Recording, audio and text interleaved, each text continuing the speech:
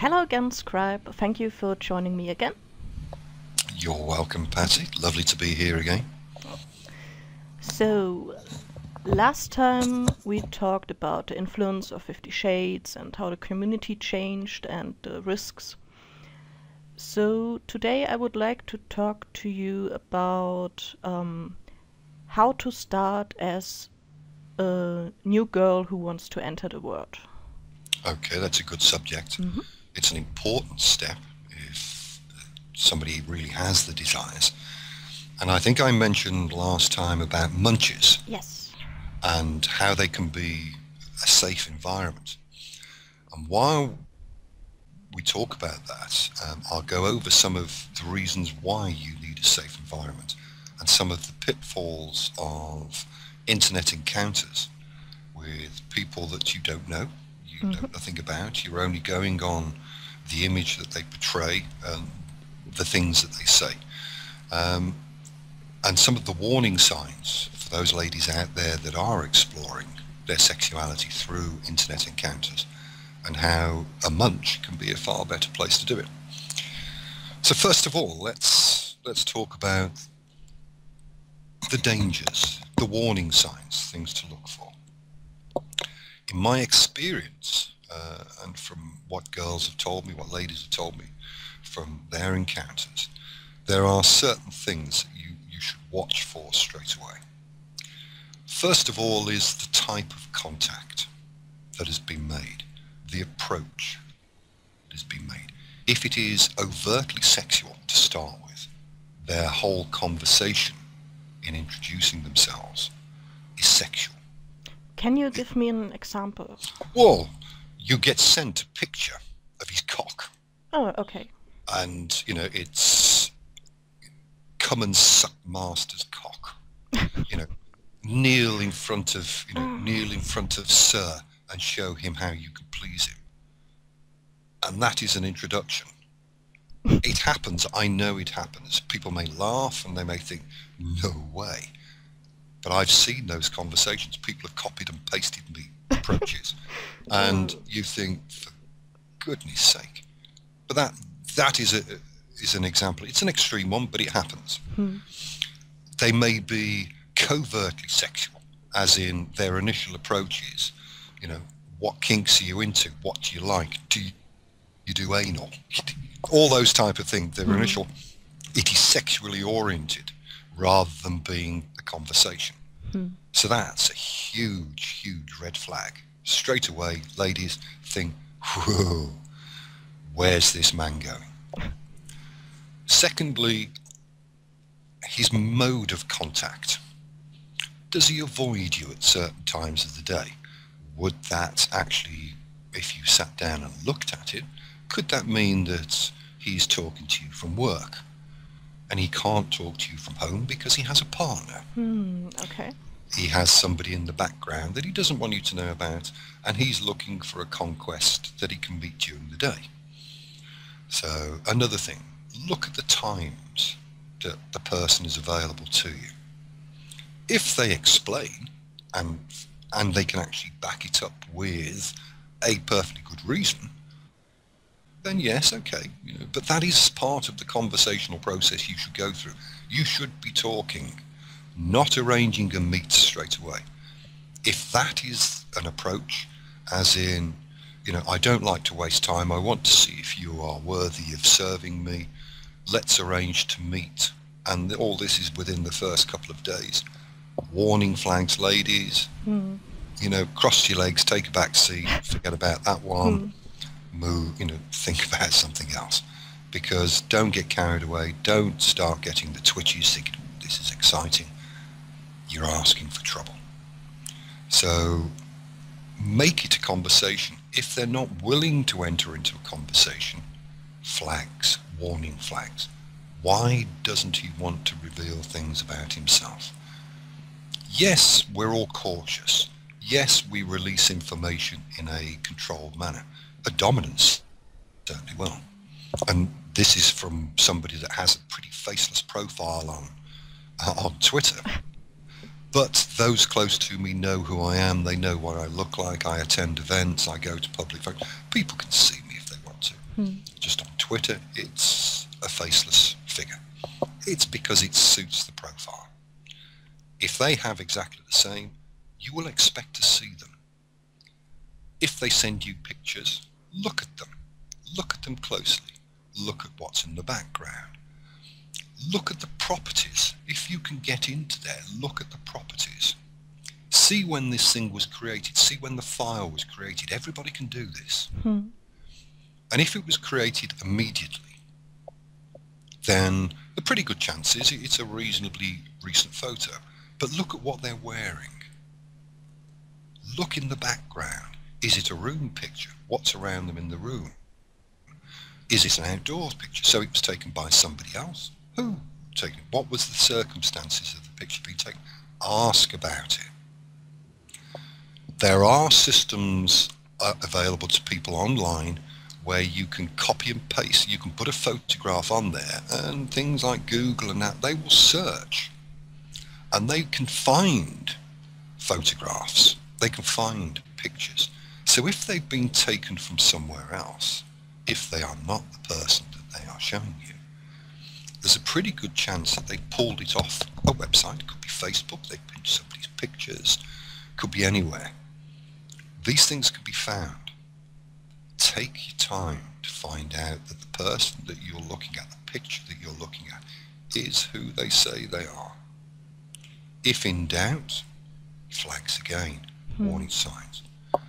My personal advice, and I would recommend it to anybody at all, is talk to them. Arrange a conversation, either through any of the IM systems, through Skype, on the phone. Withhold your phone number. Get their phone number. Ladies, get their phone number. Withhold your own. Talk to them. Listen to what they say. Listen to how they interact with you. Listen to what's in the background. Is it quiet? Are they at home if they've told you it's a home phone number? Or it's a mobile number? Are they in an office? Are they? Listen to what's being said. Listen to the way that he talks to you. If it is a genuine conversation, you will know and the conversation will flow. If he's avoiding saying certain things or avoids your questions and gives you very iffy answers or avoids answering them completely, once again, flags. Always think negative thoughts. It's your safety, ladies. It's your body that he wants to get his hands on and your body that you're going to offer him. So make sure that the person that you're doing it to is the person that you expect it to be. Ideally, and it has become a thing that is more prevalent recently, are Skype dates. There is a lady I know that runs Skype dinner dates. Strange. I know it sounds strange, but I think it's a brilliant idea. Both of you prepare the same meal, and then you have your computer on the table, your laptop or whatever device you've got, with your cam on, and you are literally sitting there while you're having dinner, talking to each other and seeing each other. I know that's a funny idea. I think it's funny, but what a clever idea. And exactly the same way, if possible, see them and talk to them. And then you can see what environment is around them, where they are. You will see them in person, which is brilliant. And you will hear them and you can watch. Body language is a huge giveaway. Learn about things. You've got to keep safe. Okay, so if all these things are refused, if they refuse to do this, if they want you to send erotic pictures of yourself immediately so they can assess whether you're worthy, if they want to go down this route of putting you under consideration, alarm bells, flags. What exactly does under consideration mean? Okay, it's a ploy, in my opinion. I don't care what anybody says. It is a ploy. And it is used by some dominants, male and female, to ascertain whether they're going to actually get what they want from the submissive. It's not about seeing whether you have the right mental approach. It's not about seeing whether you are committed to the lifestyle and whether you are serious. It is about, in my opinion, whether you're going to be compliant. You're going to give them what they want, and whether you are a better option than the others that they probably have under consideration. So they're going to try and pick the best of a bunch. Now, I know there's going to be people that are going to be kicking and squealing and venting their spleens in righteous indignation at that statement, but I'm sorry, after 25 years, if you tell me otherwise, I will tell you bollocks.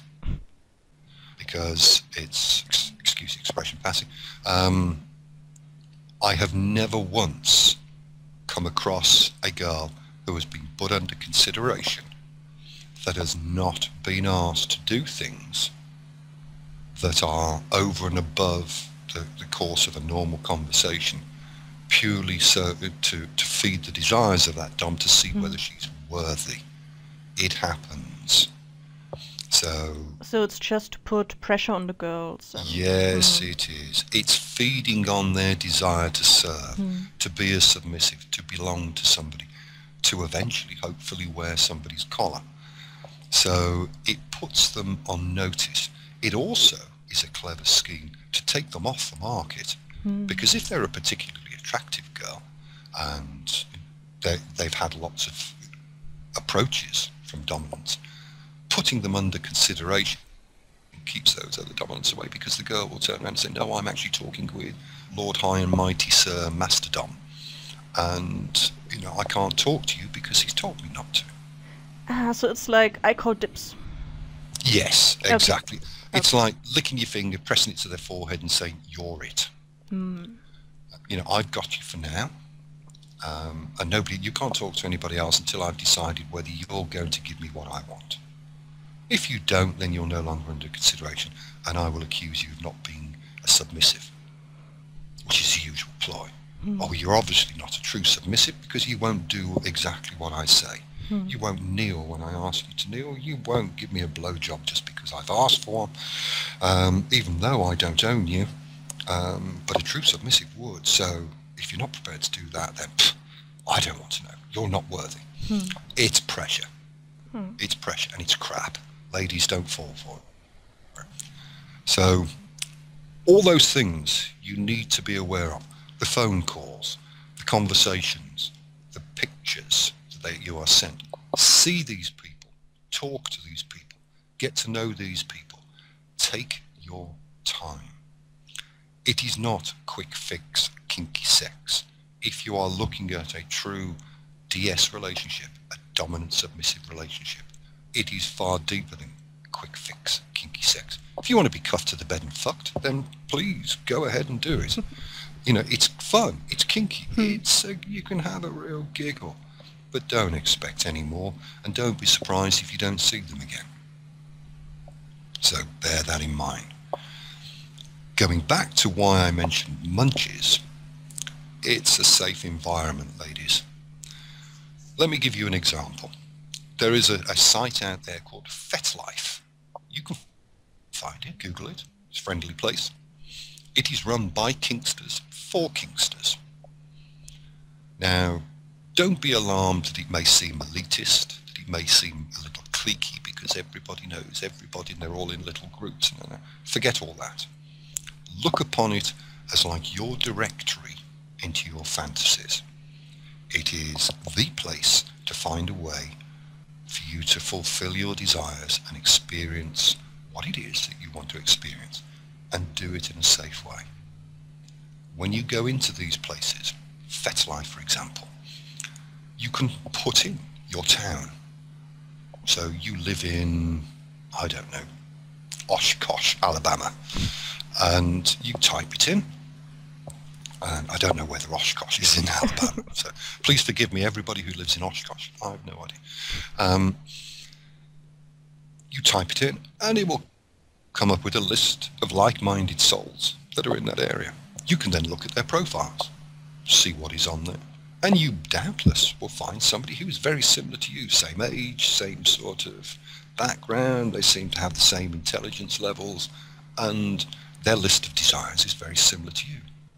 You can mail them. You can contact them through the system. It is free. You don't have to pay. You don't have to join anything. It is a free conversational tool.